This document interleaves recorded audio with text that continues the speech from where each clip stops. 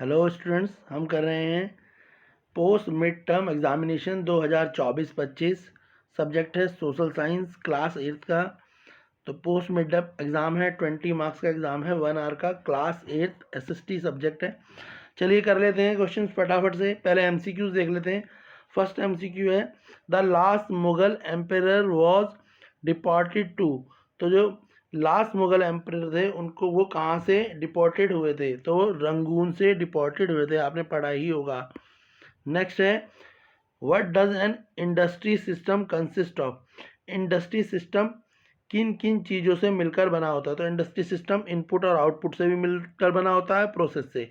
यानी इसका आंसर होगा all of above. Option C इसका आंसर होगा। इनपुट एंड आउटपुट और प्रोसेसेस दोनों से मिलकर ही कोई इंडस्ट्री सिस्टम को बनाया जा सकता है। क्वेश्चन नंबर 3 है, which article in Indian constitution ensure equality from the marginalised group. जो हमारा संविधान है, इंडियन संविधान, जो भारत का संविधान है, उसमें जो मार्जिनलाइज्ड ग्रुप है, यानी जो गरीब लोग हैं, जो पुअर लोग हैं, या जो निम्न जाति से आते हैं, उनकी इक्वालिटी को किस आर्टिकल के द्वारा इंश्योर किया गया है?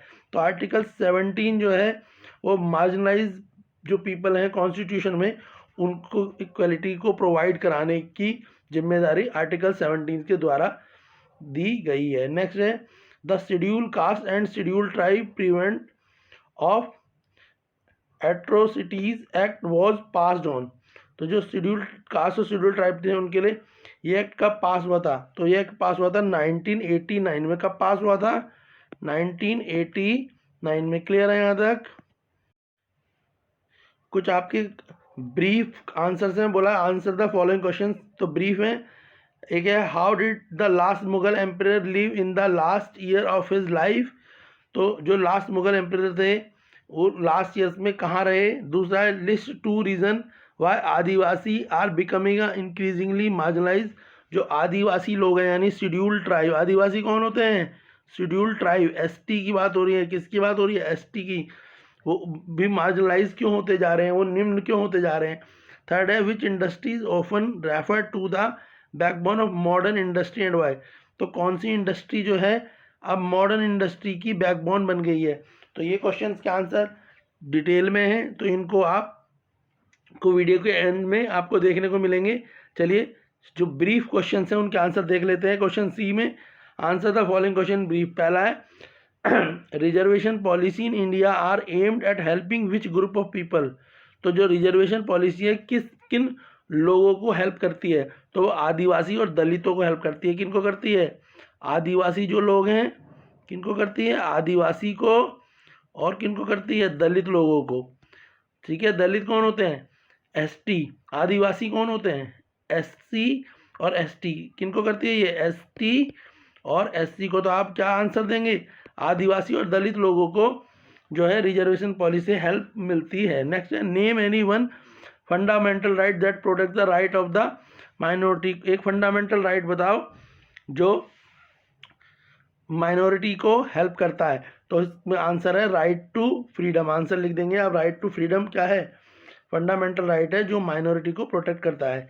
क्वेश्चन थर्ड है, which city saw the first outbreak of rebellion in 1857।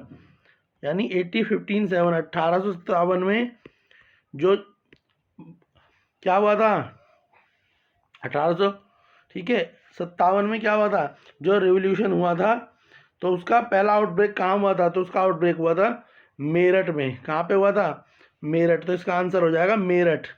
Question number 3 का आंसर क्या होगा? मेरठ। तो मेरठ में सबसे पहले 1857 में जो है क्रांति आई थी भारत के फ्रीडम के लिए। नेक्स्ट है, name any 2 factor that affect the location of industry. ऐसे कौन से 2 फैक्टर हैं जिनको ध्यान में रख के हम इंडस्ट्री या फैक्ट्रियों को लगाते हैं? तो लैंड और कैपिटल को ध्यान में रखिए। वैसे लिख सकते हो लैंड, कैपिटल, उसके अलावा आप बोल सकते हो इंफ्रास्ट्रक्चर, लेबर, बहुत सारे हो सकते हैं, पर अगर 2 फैक्टर पूछे तो आप लैंड और कैपिटल, इसका आंसर होगा। क्वेश्चन 4 का आंसर होगा लैंड और कैपिटल। क्वेश्चन 5 में पूछा है, in 1856 Awadh was annexed by the Governor General Lord Einstein on the protect of the misgovern, तो इसका आंसर ये फॉल्स है, ये गलत है। नेक्स्ट है industrial area should be far away from the cities, जो इंडस्ट्रियल एरिया हैं वो क्या शहरों से दूर होने चाहिए, ट्रू। तो इंडस्ट्रियल एरिया जो है वो शहरों से थोड़े दूर होने चाहिए, क्योंकि इंडस्ट्रियल एरिया से क्या होता है, पॉल्यूशन बढ़ता है, और अगर वो सिटीज़ के पास होगा तो जो सिटीज़ में रहने वाले लोग हैं उनको पॉल्यूशन को फेस करना पड़ेगा। नेक्स्ट है ई, इसमें आपको फ्लो चार्ट बनाना है, ठीक है, इंडस्ट्री बेसिस पे। और फिर क्वेश्चन नंबर एफ है, ये क्या है, ये एक आपको केस स्टडी दी गई है, तो केस स्टडी के अकॉर्डिंग आपको क्या करना है, इस फ्लो चार्ट के आंसर आपको देने हैं। क्लियर है? तो जो फ्लो चार्ट है उसके अकॉर्डिंगली आपको इसके आंसर देने होंगे। तो जैसे मैं इसके आपका आंसर भी बता देता हूँ। तो इसका आंसर है which American corporation was responsible for it, तो जो इसका आंसर है यूनियन कार्बाइड। नेक्स्ट है which is the biggest gas tragedy in India, तो भोपाल गैस ट्रेजिडी इसका आंसर है। Which gas leak in Bhopal gas tragedy, Bhopal में कौन सी गैस जो है लीक हुई थी, तो इसका आंसर है, ठीक है, मीथेन। कौन सी गैस रिलीज हुई थी, तो मीथेन गैस रिलीज हुई थी। और कब हुई थी, when did the Bhopal gas tragedy happen, तो इसका आंसर लिखा हुआ यहाँ पे 3 दिसंबर 1985 में, ठीक है ना। तो आपको आंसर यहाँ पर भी देखने को मिल जाएंगे, अगर आप यहाँ पे ढंग से ढूंढेंगे तो आपको पैसे जो ही मिलेंगे, ठीक है। यहाँ पे लिखा भी है, देखो गैस कौन सी है ये, तो गैस नेम वॉज क्या है, मिथाइल आइसो सिंडल, गैस का नाम दे दिया, ठीक है। क्लियर है यहाँ पे, तो गैस का नाम यहाँ पे दिया है। कौन सी डेट बोली है, तो 3rd नंबर दी गई है। उसके अलावा तो आपको पता ही है भोपाल गैस ट्रेजिडी, तो क्वेश्चन में ही बोल दिया था, तो उससे तुम्हें पता लग गया होगा।